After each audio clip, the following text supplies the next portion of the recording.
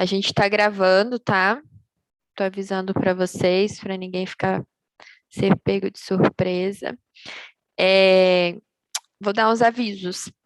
Semana passada, quando a gente escolheu o dia, eu escolhi sexta-feira exatamente porque geralmente na sexta-feira eu não dou plantão, né? Sexta-feira é um dia livre para mim.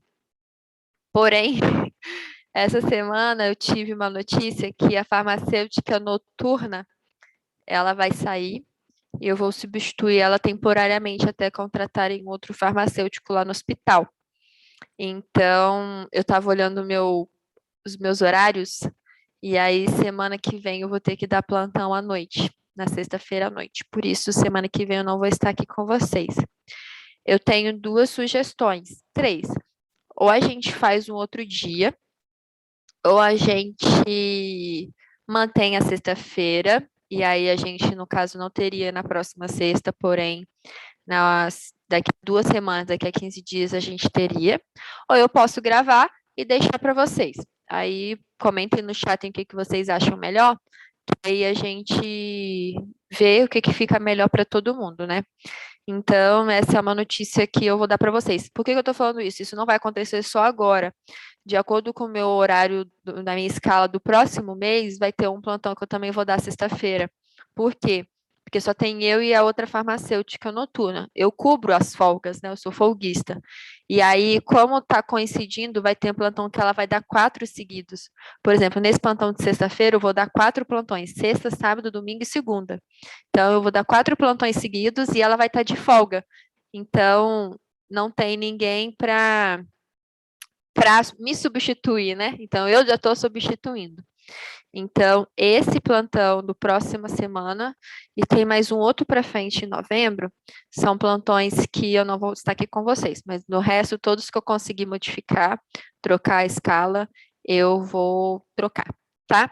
Então, aí vocês decidem. Se a gente grava e disponibiliza na sexta, o Rafa coloca aqui, aí vocês anotam as dúvidas, me mandam, ou se a gente prefere fazer na próxima semana, ou fazer em outro dia. Acho que outro dia fica mais difícil, né? Porque todo mundo tem compromisso. Então, não queria mudar muito o dia por causa dos compromissos que todo mundo já tem organizado e planejado, tá bom? Então, coloquem no chat que depois eu vejo o que for melhor para todo mundo, tá? Acho que todo mundo já está colocando aqui. Rose, serão quantos encontros? Eu não sei dizer especificamente. Por exemplo, o Apocalipse, já vamos entrando então dentro do tema, vamos fazer um resumo de tudo que a gente conversou semana passada já. O Apocalipse, ele tem 22 capítulos, né?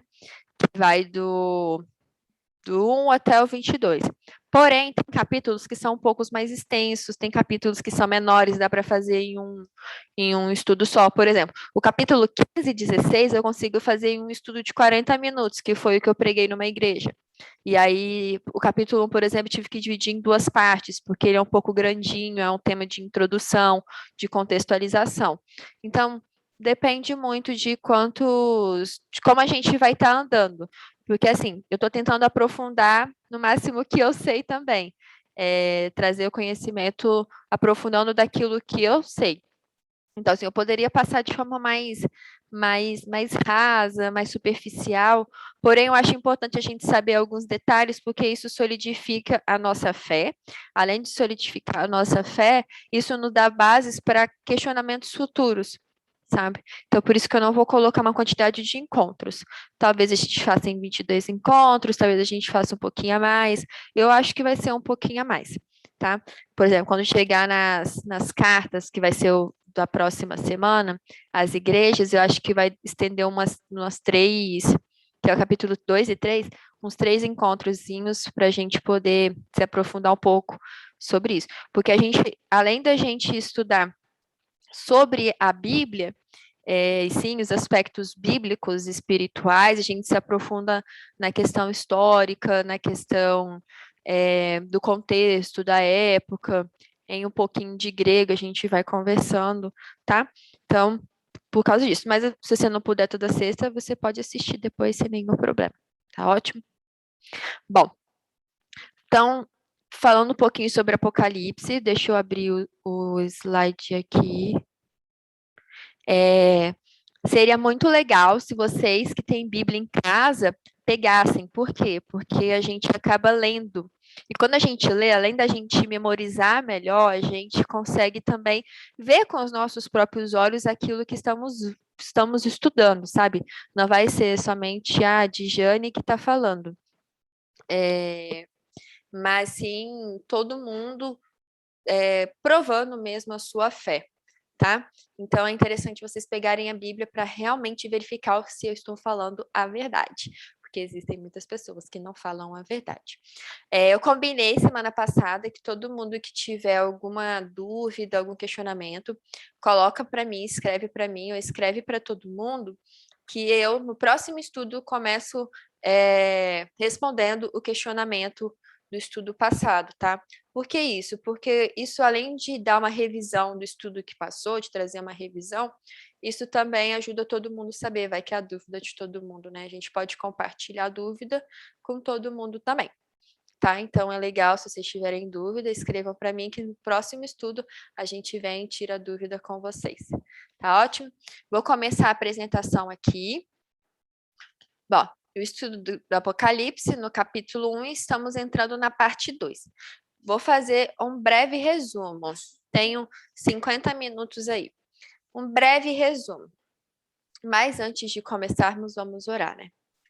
Vamos fechar os nossos olhos e orarmos a Deus. Querido bom Deus, que na altura do céu se encontra, te agradecemos, Senhor, porque finalizamos mais um dia na tua doce companhia e presença. Pedimos agora a presença do teu Espírito Santo ao estudarmos a tua palavra, que os seus santos anjos venham estar conosco, que o seu Espírito venha nos inspirar, para que tudo que compreendermos, Pai, venha estar de acordo com a tua santa vontade e que venha, Senhor, não somente trazer conhecimento, mas também nos ligar mais próximo de ti. Abençoe-nos, é isso que eu te peço em nome de Jesus. Amém.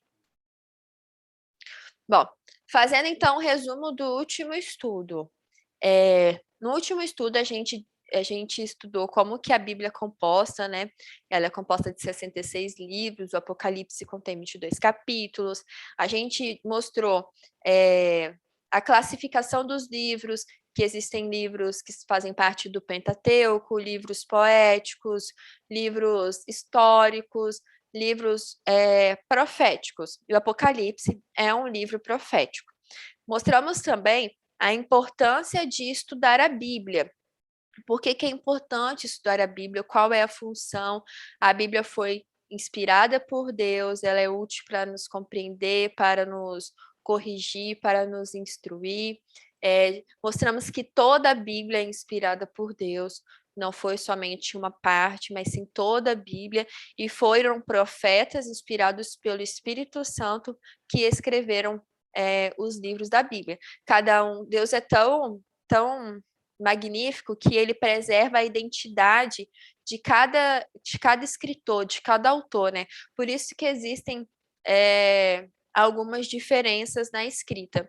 Por exemplo, dei o exemplo de Paulo e de Pedro. Paulo tem uma linguagem mais robusta, mais filosófica, enquanto Pedro tem um hebraico mais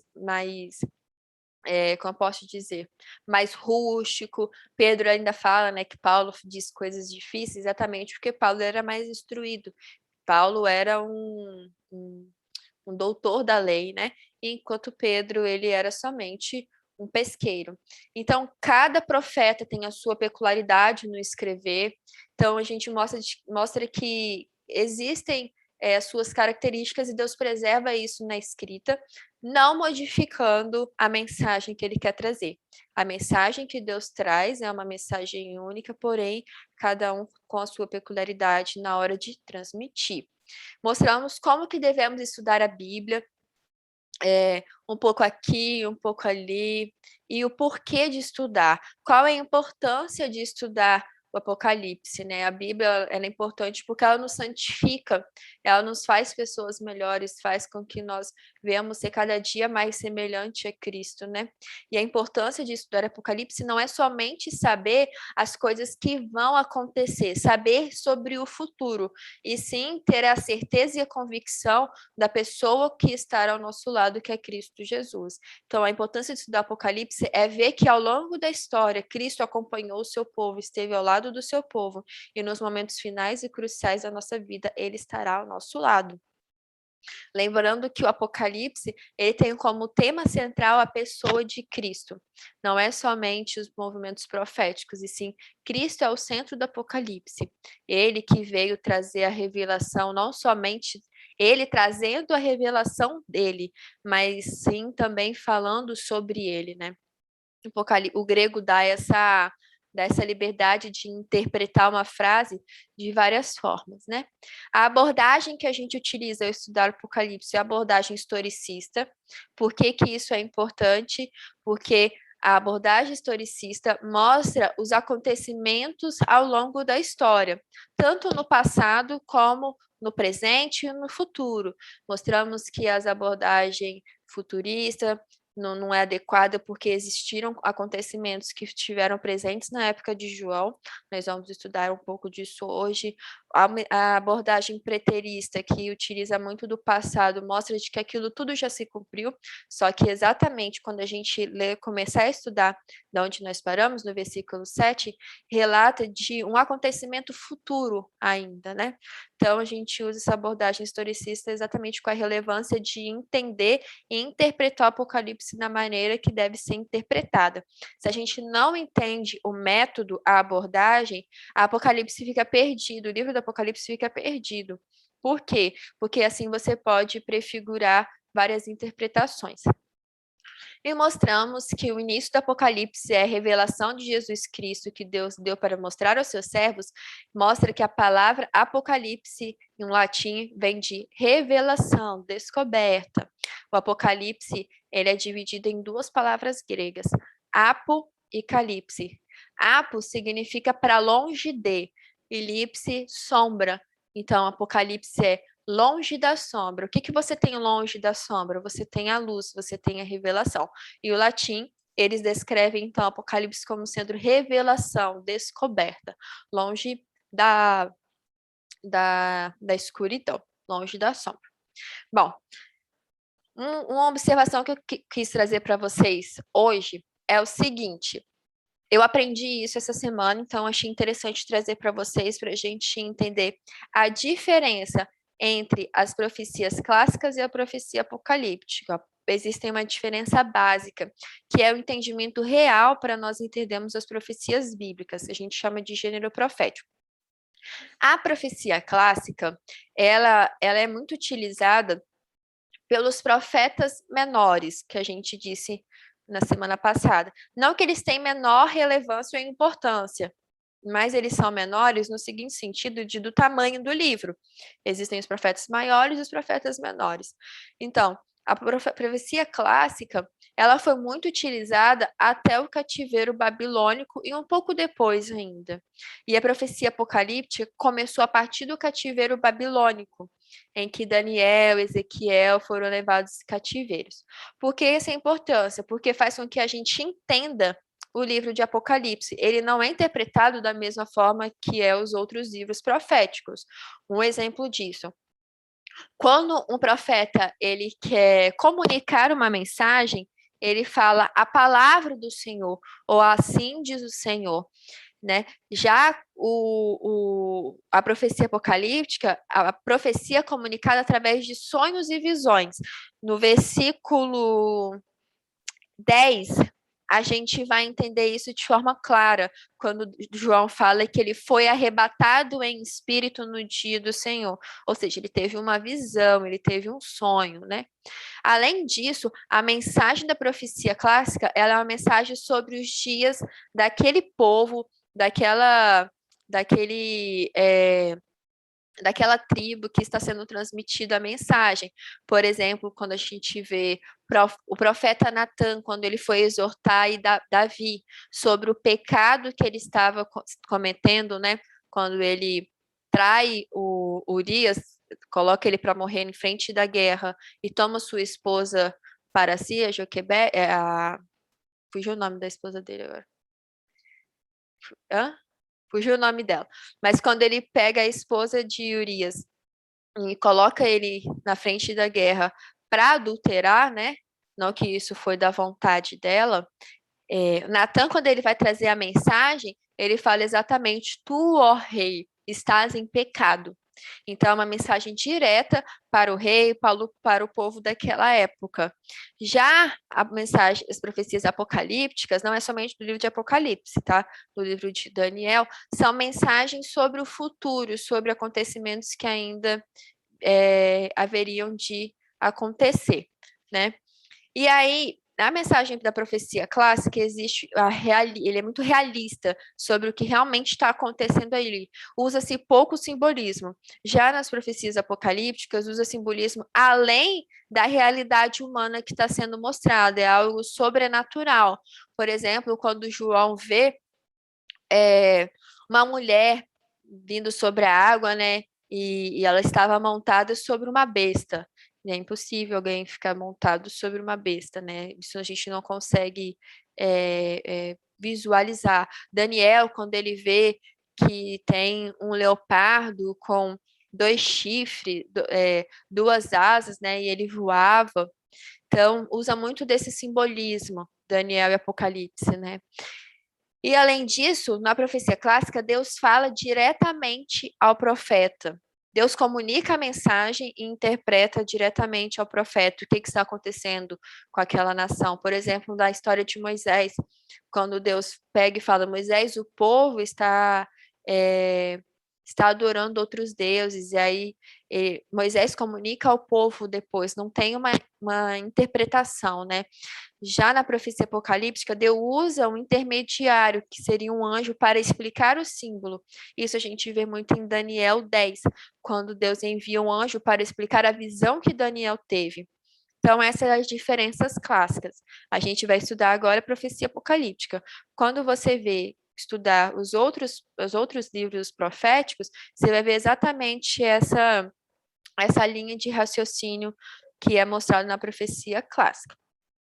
Bom, entrando no tema, então, do livro do Apocalipse, vamos lá. Em Apocalipse 1:7, diz bem assim, a gente parou no versículo 1:7, vamos recapitular.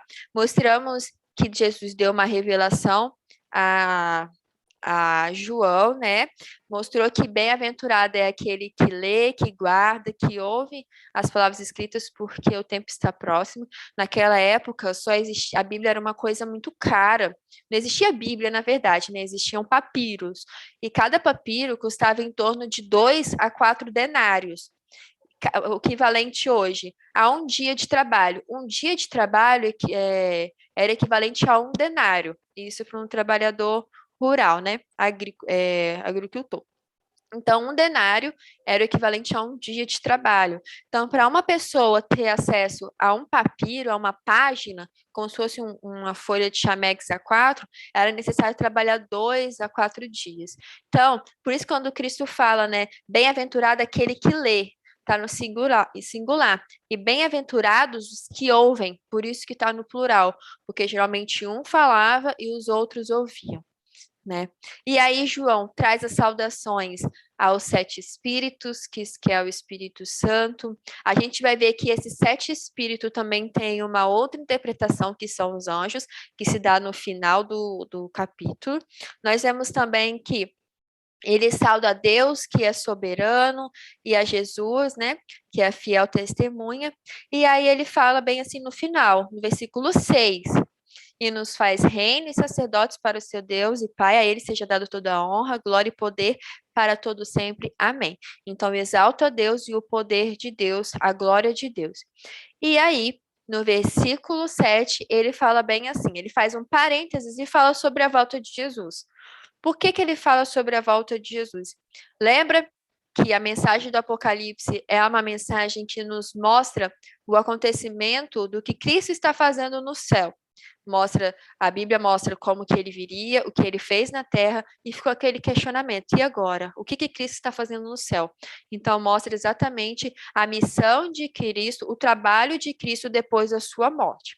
E aí, João traz a esperança de que eis que vem nas nuvens e todo olho verá, até quantos transpassaram, e todas as tribos da terra se lamentaram sobre ele, certamente amém. Então, 3 pontos aí. Eis que vem com as nuvens. Mostra que Cristo vai voltar e virá nas nuvens. Ou seja, será algo, e todo olho verá, será uma volta visível. A gente vai se aprofundar um pouquinho nesse visível. Não será um arrebatamento secreto, não será e não virá como ladrão, levar somente algumas pessoas, não. A volta de Cristo é uma volta em que todo mundo vai saber. Quando eu falo todo mundo, é a extensão de mundo mesmo, tá? Não é uma hipérbole. É todo mundo vai saber que Cristo vai voltar. E João tá confirmando uma promessa que Jesus fez em Atos 1, no versículo 9 e 11. Alguém pode ler para gente? Atos 1, no versículo 9 e 11. Por isso que eu pedi para vocês pegarem a Bíblia, porque é importante.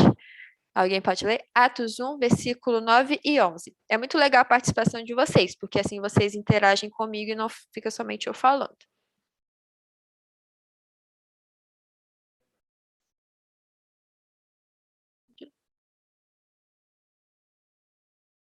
Alguém? Pode.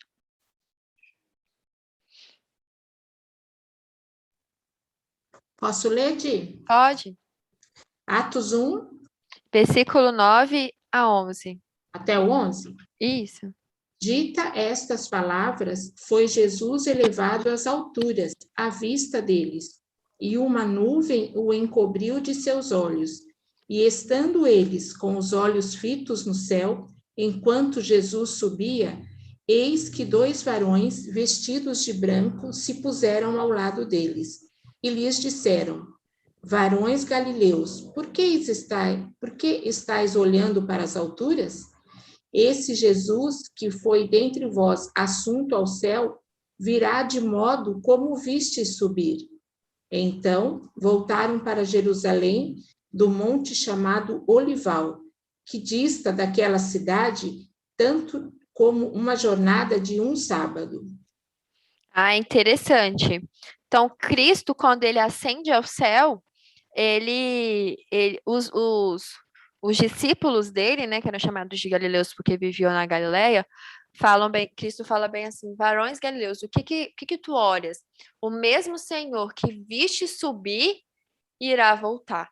Então mostra de que o mesmo Deus que subiu aos céus à vista daquelas testemunhas, ele vai voltar da mesma forma, com as testemunhas, se Deus quiser, da nossa geração, em nome do Senhor Jesus.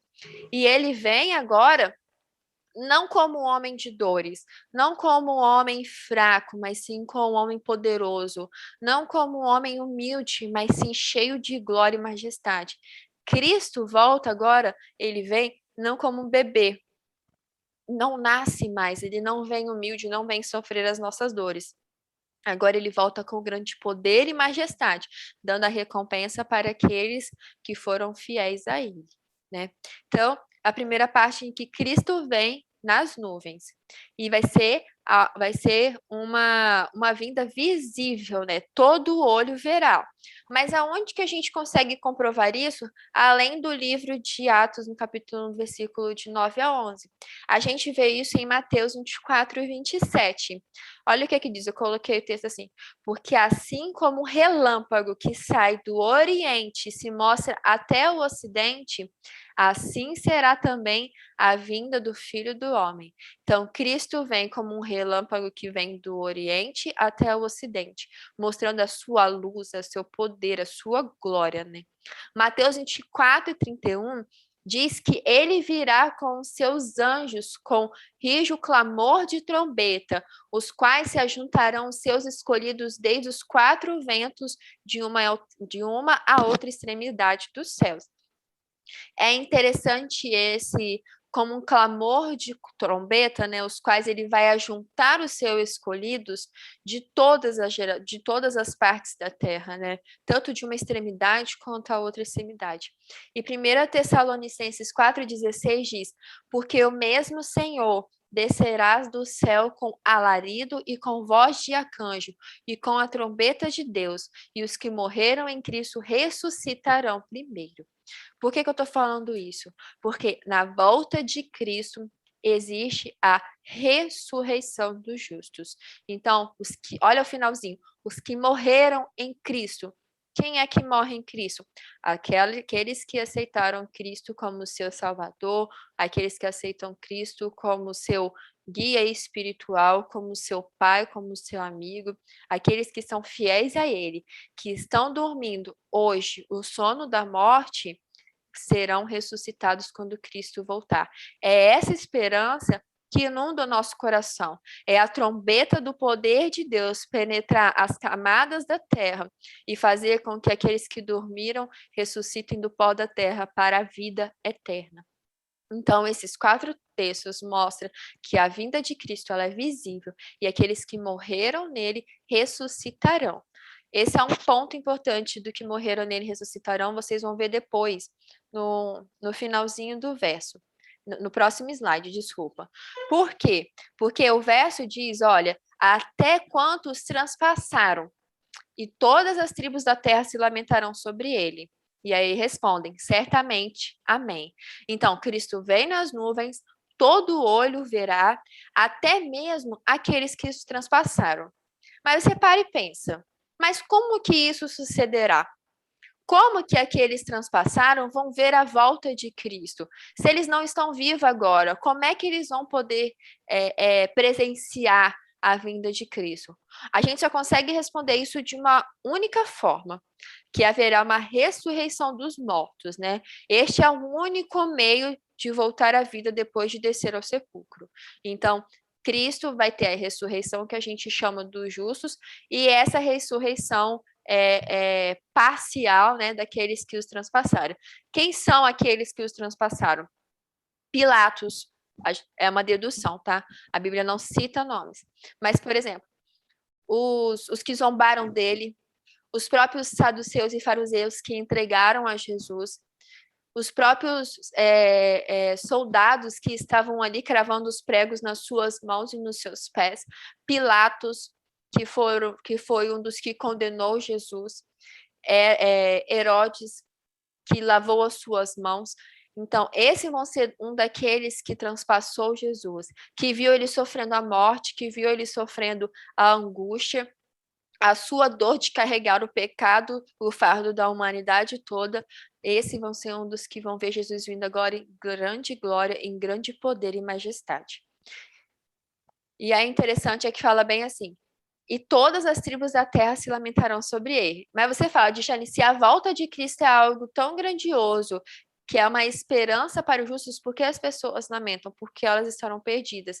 Todo aquele que não está em Cristo, ele se lamenta porque é uma pessoa triste, é uma pessoa que não tem prazer nas coisas espirituais.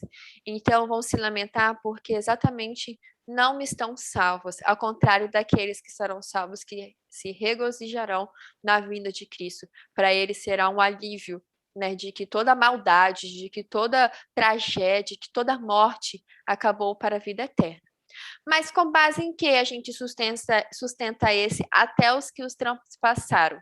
Bom, Daniel 12, 1-2, fala sobre essa ressurreição parcial, né? Ele fala que nesse tempo se levantará Miguel, o grande príncipe e o defensor dos filhos do teu povo, e haverá um tempo de angústia, qual nunca houve desde que houve nação até aquele tempo.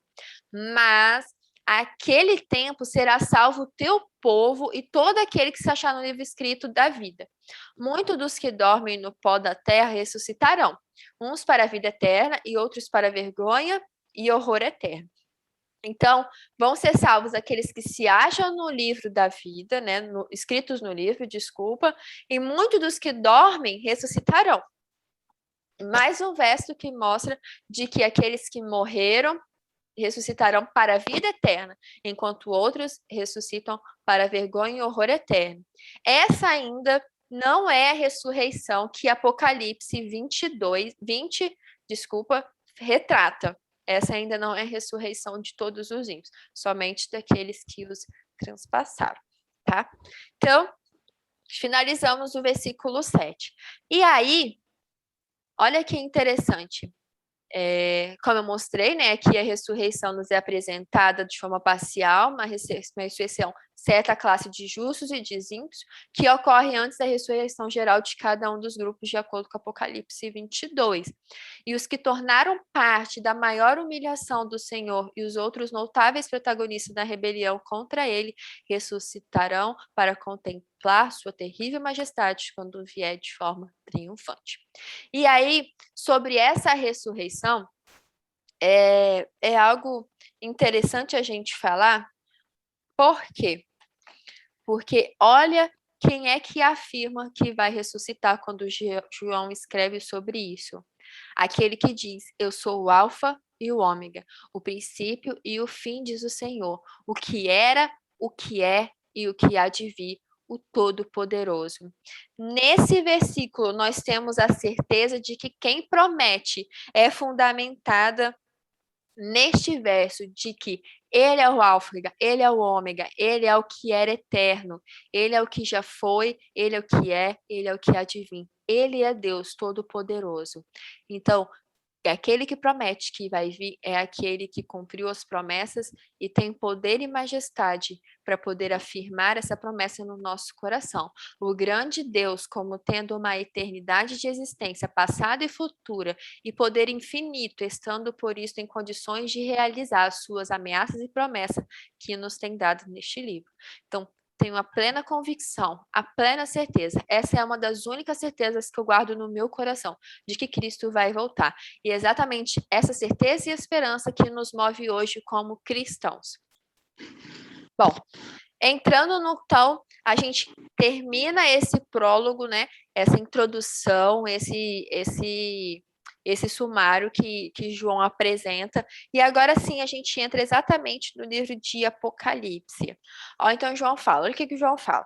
Eu, João, irmão vosso e companheiro na tribulação, no reino, na perseverança em Jesus. Achei-me na ilha chamada Patmos por causa da palavra de Deus e do testemunho de Jesus.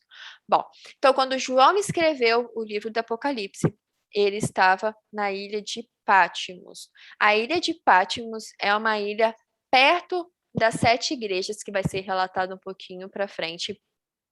Ela é essa ilha que pertence hoje à Grécia, né? É uma ilha muito bonita, eu estava vendo as fotos, depois se vocês quiserem ver. É uma ilha bastante... ela é rochosa, mas ela é cercada por águas.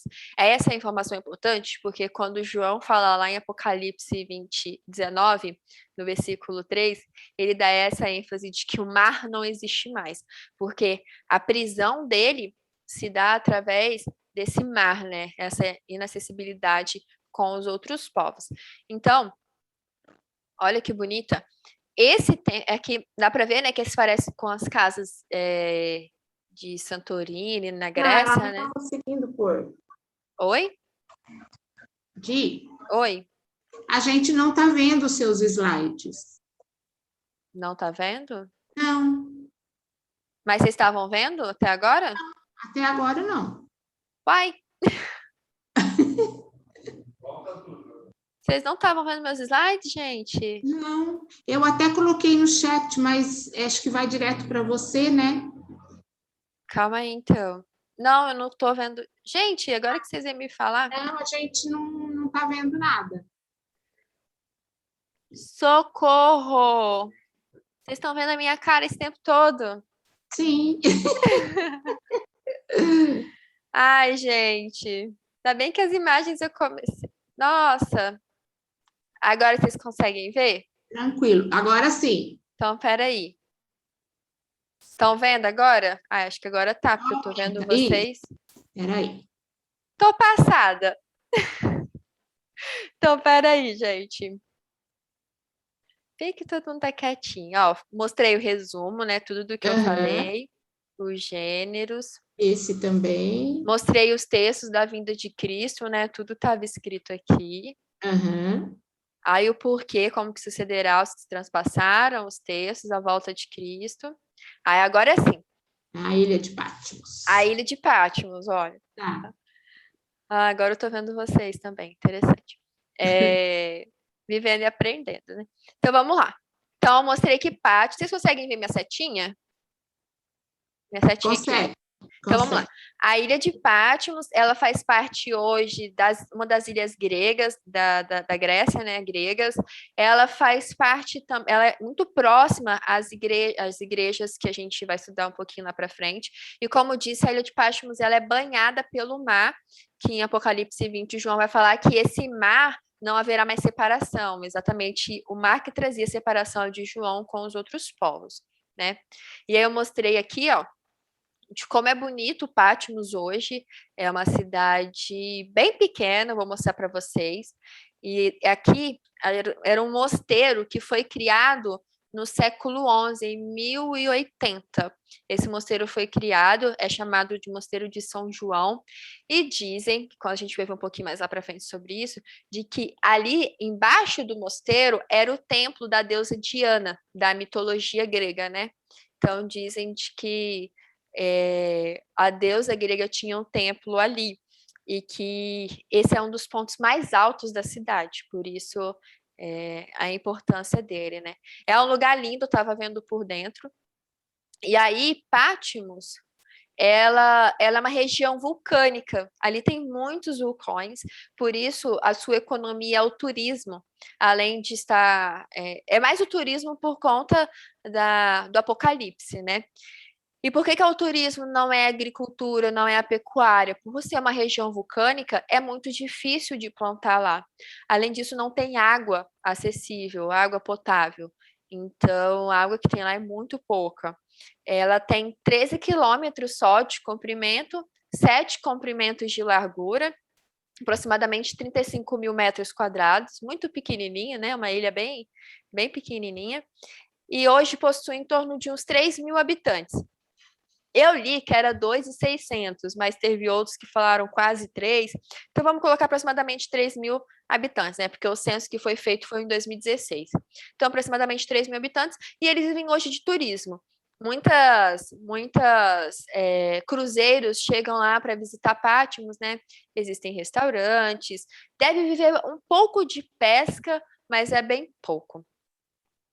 E aí surge a pergunta: por que João foi para a ilha de Patmos? Bom, primeiro que a gente tem que pensar que João, ele estava na ilha de Patmos, ele justifica, né? Porque ele está preso lá. Primeiro, porque ele perseverou no reino, né, na aflição, ele estava ali, ele era companheiro daqueles que sofriam por causa da palavra de Deus e do testemunho de Jesus.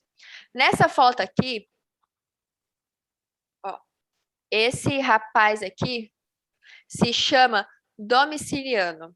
Ele foi um imperador.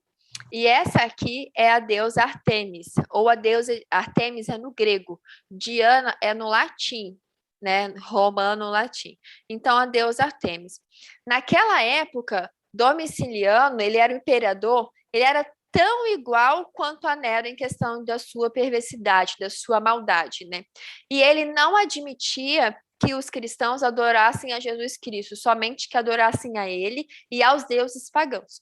Então, João, quando ele está na ilha de Patmos, por que ele foi parar lá? João, provavelmente, não, quase certeza, de que João ele estava na ilha de Éfeso. E aí, quando João é levado para a ilha de Patmos, ele é levado mais ou menos no ano 94 depois de Cristo, ele já estava bem velhinho. Então, João sai da ilha de Éfeso e vai para a ilha de Patmos.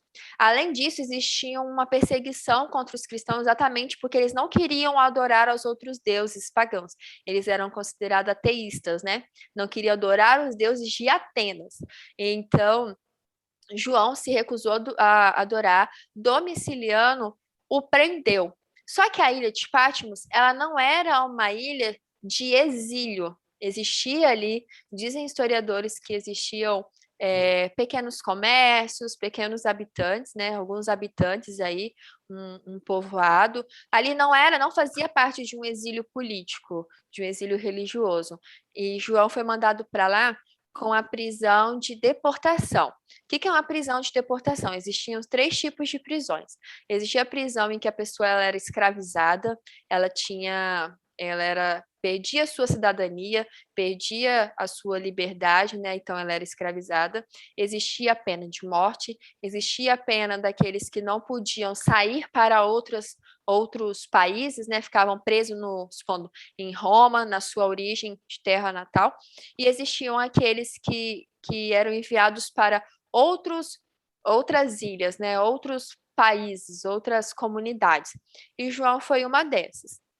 Ele foi enviado para lá. Por que então que ele foi enviado para a ilha de Patmos? A deusa Artemis, ou a deusa Diana, né, que significa rainha da caça, ela era como eu posso dizer, a deusa que era presente, a matriarca, né, das deusas, assim, que era presente em Éfeso. Éfeso, quando a gente estuda o livro de Éfeso, mostra que era muito ligada à bruxaria, à feitiçaria, e a deusa Artemis, ela era, não sei se posso falar, a religião dela era predominante lá, né? Era o centro lá. Existiam capelas, existiam santuários, o povo ia lá para adorá-la, né? Então a deusa Artemis era lá. E o imperador Domiciliano fez exatamente com que João saísse de Atenas e fosse para a ilha de Patmos, porque dizem a mitologia grega, né, uma lenda, que o nome de Patmos é originado pela montanha de Latmos, da Cária da Ásia Menor, onde a deusa Artemis estava sendo escravizada. E aí, de acordo com a lenda, Patmos foi afundada em Atenas, e ele, a deusa Diana para os romanos, né, com a ajuda de Apolo, que era seu irmão, conseguiu convencer a Zeus e trazer a ilha à tona de volta.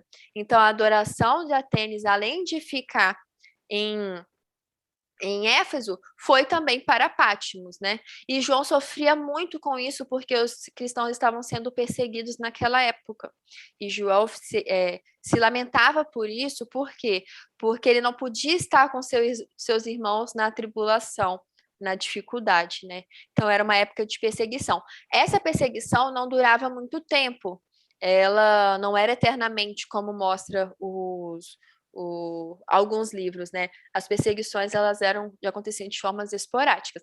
E Domiciliano, ele então quis que João ficasse preso. Ele não, você fala, mas por que ele não matou? Porque ia fazer dele um mártir, né?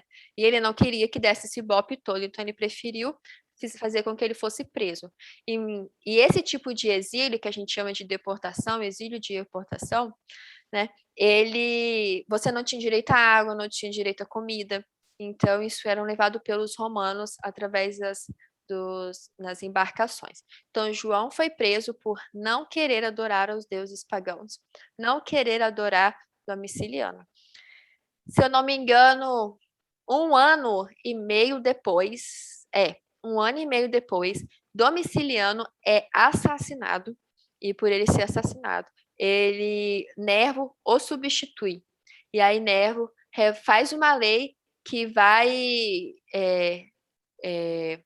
revogar todas as leis que estavam ali, ou seja, João, ele sai da ilha de Patmos, né? Ele não mais fica preso e volta para Éfeso. E estudos mostram, né, historiadores dizem que em Éfeso, quando ele volta do exílio em Patmos, que ele ficou aproximadamente um ano e meio, no ano 94 ao ano 95, que ele escreveu o Evangelho de João. Eu não sabia disso. Eu achava que João tinha escrito o Evangelho antes de escrever Apocalipse. Só que não. Ele escreveu o Evangelho de João, né? Depois de ter escrito Apocalipse, quando ele saiu do exílio. Então, o motivo foi de que João não iria adorar Domiciliano, e nem os deuses cristãos, os deuses pagãos. E é interessante isso, porque é como se hoje nós cristãos fôssemos levados a Meca, o centro da religião muçulmana, né? Essa é a comparação. Então, Domiciano quis dar essa lição de colocar ele exatamente no centro de adoração ao deus Artemis. Bom, e aí avançando, quando a gente lê o versículo 10, achei-me em espírito no dia do Senhor e ouvi de trás de mim grande voz como de trombeta, existem quatro teorias desse dia do Senhor. Ouvir por trás de mim. Então, o que seria esse dia do Senhor? Existe a teoria de que seria a dispersação cristã, ou seja, que não significa um dia de 24 horas. Existe a ideia do dia do juízo, de que o dia do Senhor seria o dia do juízo. Existe a teoria de que seria o primeiro dia da semana. E existe a teoria de que seria o sétimo dia, o sábado do Senhor. Nós interpretamos como o sétimo dia, o sábado do Senhor. E eu vou justificar o porquê. Eu posso dar explicação depois para quem tiver alguma dúvida sobre as outras teorias, porque senão ia ficar muito longa essa parte, eu não queria. Então, nós acreditamos que o dia do Senhor, que ele recebe a visão do Apocalipse, é o sábado. Por quê? Aqui, ó. De acordo com Gênesis 2, de 1 a 3, mostra que 6 dias o homem foi criado, né, trabalharás, mas no sétimo dia Deus colocou uma bênção de que ele abençoaria e santificaria, e abençoou como seu santo dia. Então Deus fala que o sétimo dia é chamado como seu santo dia, de acordo com Gênesis 2, 1 a 3. Em Êxodo 16, 23, diz bem assim: Moisés disse a Israel no deserto de Sim, no sexto dia da semana: amanhã é repouso, o santo sábado do Senhor. Então, mostra de que o sábado era um dia santo para Deus. Isaías 58:13 diz: se desviares o teu pé de profanar o sábado, de cuidar dos seus próprios interesses no meu santo dia, então te deleitarás no Senhor. Então, mostra de que o santo dia do Senhor era o sábado, não era o domingo. Se houvesse algum texto, tanto no Velho Testamento como no Novo Testamento, quando Marcos fala que o Filho do Homem até do sábado é do Senhor, aí nós poderíamos cogitar a possibilidade de ser o domingo. Porém, como não existe nenhum texto que prova isso, somente o sábado, acreditamos que é o sábado. Por que não o juízo? Porque toda vez que a gente lê os textos que falam sobre o dia do Senhor, como Zacarias, Sofonias, Joel 2:31, Jeremias fala no dia do Senhor, remete a um dia futuro. Quando a gente lê esses textos, mostra que é um dia que vai acontecer. Então, mostra um juízo que haveria de acontecer. Mas, quando a gente vê no versículo de Apocalipse 1:10, achei em espírito no dia do Senhor, mostra que é um estado presente. E o único versículo que a gente consegue provar de que o dia do Senhor, estado presente de 24 horas, seria o sábado, tá? Avançando para o capítulo de 1 a 11, então, João foi arrebatado no dia do Senhor, né, no sábado, e vem uma voz como voz de trombeta que dizia: vê e escreve em livro e manda 7 igrejas: Éfeso, Esmirna, Tiatira, Sardes, Filadélfia e Laodiceia. Por que somente essas igrejas? Será que existiam só essas igrejas? Não, não existiam só essas igrejas, existiam várias outras igrejas, como eu disse, eram várias ilhas, né, presentes, mas por que essas em específicas? Porque essas eram chamadas de matriz, eram as igrejas maiores do que as outras, né? Mas toda a mensagem, quando ela era transmitida para todo o povo. É como se hoje, acho que todo mundo aqui mora em São Paulo, né? É como se hoje Dória mandasse uma carta e dissesse ao povo de São Paulo, não diz somente a São Paulo capital, e sim a todo o estado de São Paulo, né? Envolve a todo mundo. Então, quando Cristo fala envia as 7 igrejas, ele não está falando somente as igrejas principais, em si, a todas as outras igrejas que faziam parte desse distrito, digamos, né? É como se elas fossem a central e houvessem outros distritos que também faziam parte. Antigamente, quando o imperador ele assinava algum decreto, ele colocava o seu selo, né? E esse decreto, essa carta, era lido aos demais das outras localidades. E aí, cada um aplicava de acordo com aquela necessidade que a carta estava trazendo, né? A sua necessidade. Além da aplicação ser histórica, ou seja, a aplicação está acontecendo, haviam problemas reais que a gente vai estudar no capítulo 2 e 3, que mostra a descrição do que tinha em cada carta.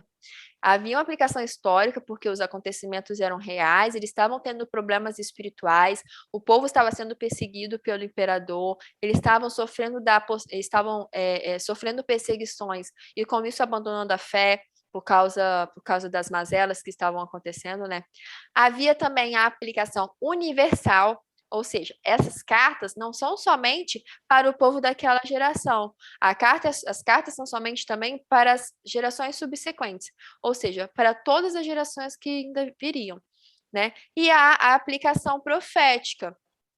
Essa aplicação profética mostra a condição espiritual de cada igreja, né? Que mostra as diferenças, a situação espiritual do cristianismo em diferentes períodos da história.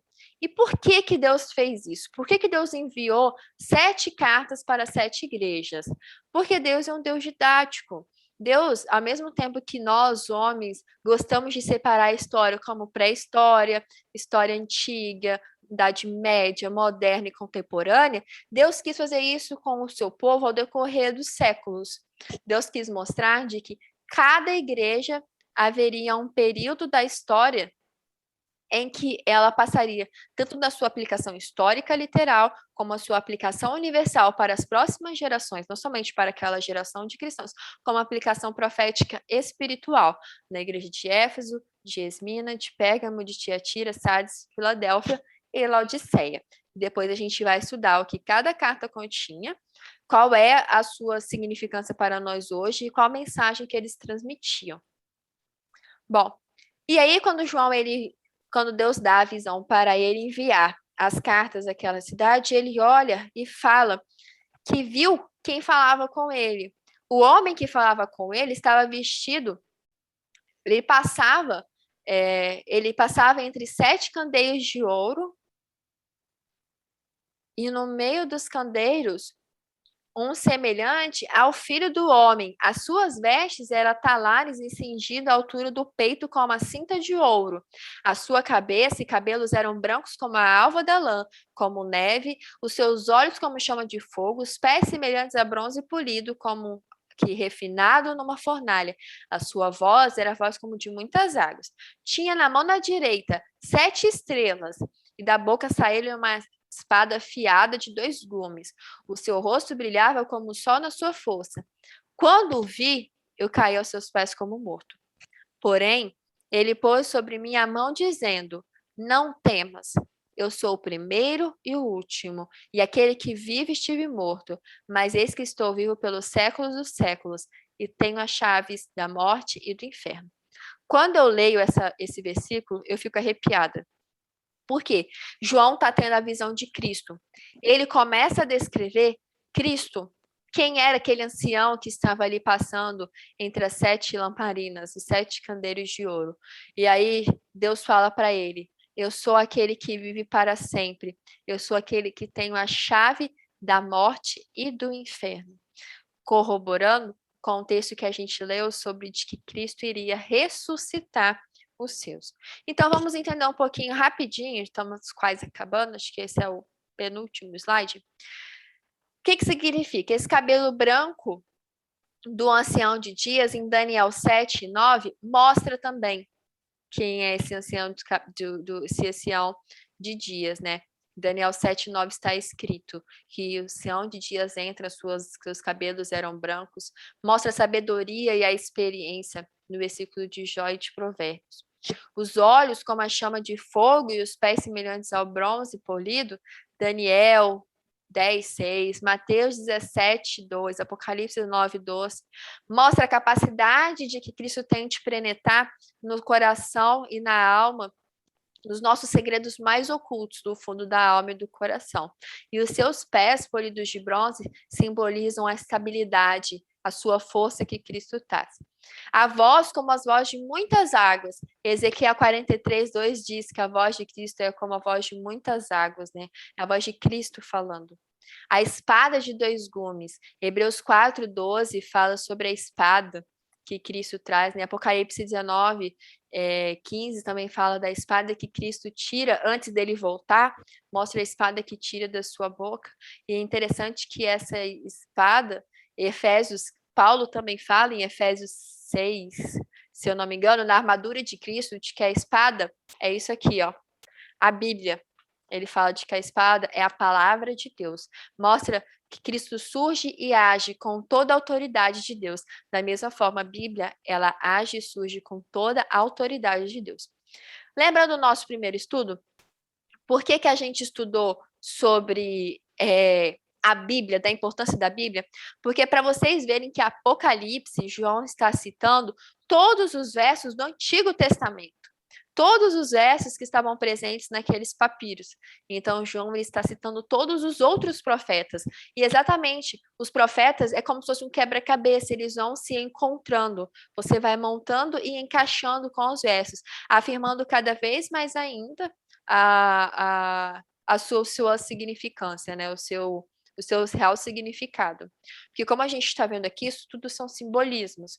E por que que você fala? Por que que Deus, ele escreve por meio de símbolos? Por que que Deus não deu uma mensagem direta? Se ele desse uma mensagem direta, Deus, a palavra dele estaria correndo perigo. Por quê? Estaria correndo o risco de ser extingua, porque o povo ia ler, entender, e iam querer matar os cristãos. Iam querer acabar. Imagina o povo ler de que eles iriam matar, de que a besta, de que o papado iria se levantar. Então, eles iam sofrer muito. Por isso que Deus usou símbolos, exatamente para que o povo que estudasse compreendesse. E olha o que Apocalipse 19:20, para a gente terminar, diz: escreve, pois, as coisas que viste e as coisas que hão de acontecer depois dessas. Quanto ao mistério das 7 estrelas que viste na mão direita, no versículo 18, olha só, Cristo respondendo, lembra do gênero das profecias apocalípticas? Existe um intermediador que responde à visão. Então, Cristo está falando, lembra das estrelas que viste na minha mão direita, dos 7 candeiros de ouro e das 7 estrelas, são os anjos das 7 igrejas, e os 7 candeiros são as 7 igrejas.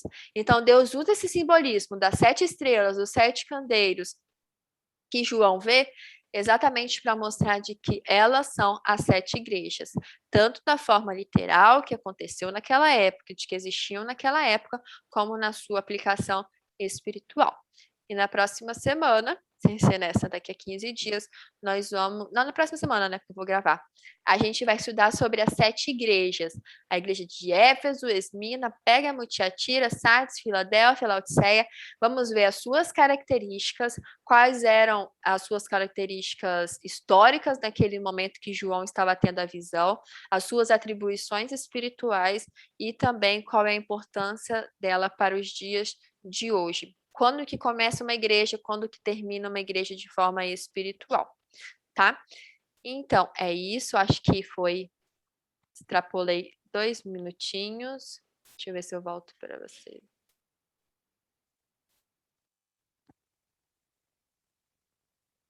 Bom, é isso. Alguém tem alguma dúvida? Foi um estudo um pouquinho extenso, né? Falei muito rápido, porque meu tempo era curto. Só tinha 17 slides. Eu falei com o Rafa, hoje o estudo vai ser pequeno, eu acho que eu vou terminar antes de 9 horas. Terminei sim, falo muito. Deixa eu ver aqui. Queria te perguntar uma coisa, por que você escolheu o Apocalipse? Então, foi bem assim. Eu eu fiz um sermão sobre o livro de Apocalipse. É um sermão específico que eles pediram. Eu não tô te vendo, Charles. Aí, deixa eu colar na galeria aqui. Achar. Tô te vendo agora. Aí, eu compartilhei e falei bem assim no meu Instagram. Se você quiser estudar Apocalipse, estou disposta. E aí tiveram pessoas que me procuraram para estudar. E aí eu abri o convite para a nossa família. Entendeu? Não foi algo assim, premeditado, escolhi esse livro, não. Fiz um sermão sobre isso, eu comecei a estudar e quis compartilhar. E aí estendi os convites para as pessoas que amo também. Mais alguma pergunta? Alguém tem alguma dúvida? Alguém quer refutar alguma parte não ficou clara? Falei muito rápido, porque eu falo rápido, gente. Às vezes eu tenho que dar umas freadas. Eu só vou saber depois quando eu ver a gravação.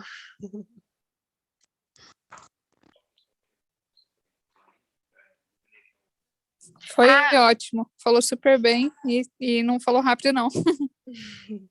Obrigada, Malu. Uma coisa que o Rafa falou que é interessante.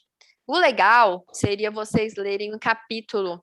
Depois que a gente terminar o estudo, né? Ler o capítulo para fundamentar, né? Sedimentar o conhecimento. E no próximo estudo, vocês lerem o capítulo 2.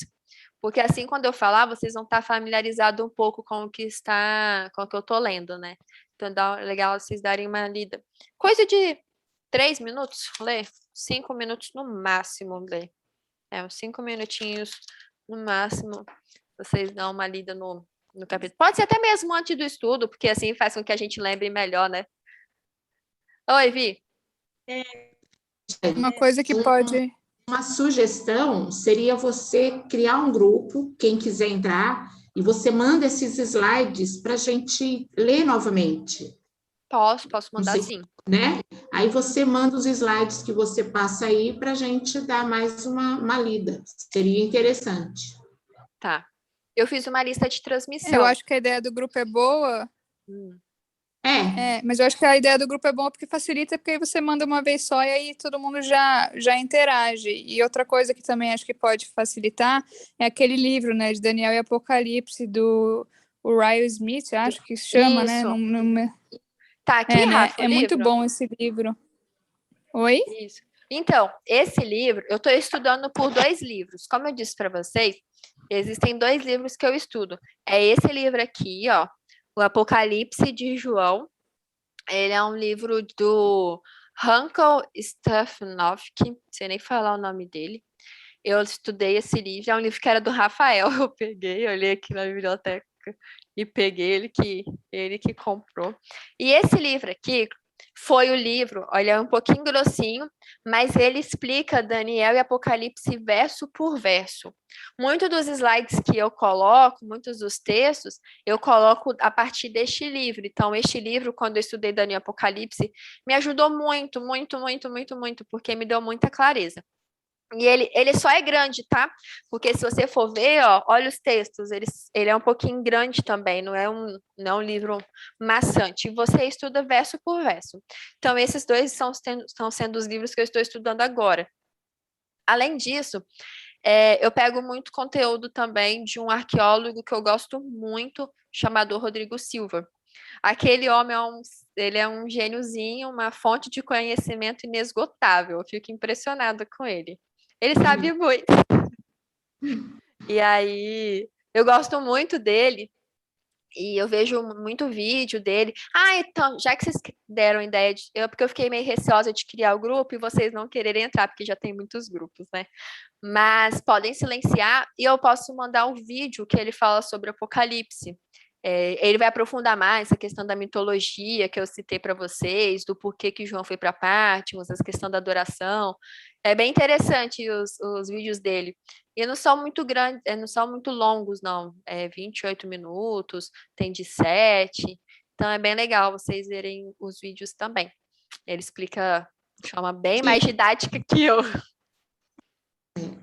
Uma ideia, porque todo mundo tem muito grupo, às vezes não quer mais. Mas uma ideia seria esse grupo só você mandar Uhum. Entendeu? Só você manda os slides e os vídeos. Se a pessoa tiver alguma dúvida, alguma coisa, ela conversa com você no particular, porque Tá. aí não fica muita mensagem, Tá. tá? Ou se todo mundo tiver Telegram, eu acho que fica um pouco mais fácil de controlar esse tipo de coisa, porque às vezes no WhatsApp, por mais que as pessoas não falem sem querer, às vezes acaba saindo, sabe? Mas eu acho que no Telegram você consegue realmente fazer com que só você fale, e aí você consegue fazer enquete ou dividir outras coisas. Acho que talvez fique mais fácil, mas aí teria que ver se todo mundo tem, ou se não, vai pelo WhatsApp E mesmo. as mensagens ficam salvas também, né? Ficam. Eu acho que depois as Ele é bem pessoas bom para forem esse tipo de estarem, coisa de transmissão. enviar slide Ela também, consegue né? ver, exato. Ah, sabe Não que- perde igual o WhatsApp, que você só vê quando você entra no grupo. Você É. consegue pegar todo o histórico. Vocês têm Telegram, gente? Não, eu aqui não tenho. Eu também Mas não. eu queria dar uma sugestão. Ah, Você poderia criar um grupo no WhatsApp como administradora, que só você manda, igual a Malu falou. Ninguém responde. pode ser Admi- também. Administrador, É isso você que eu manda os falei também. slides e tal, e como a Bima falou, depois a gente se comunica, ou na própria reunião seguinte, É, você entende?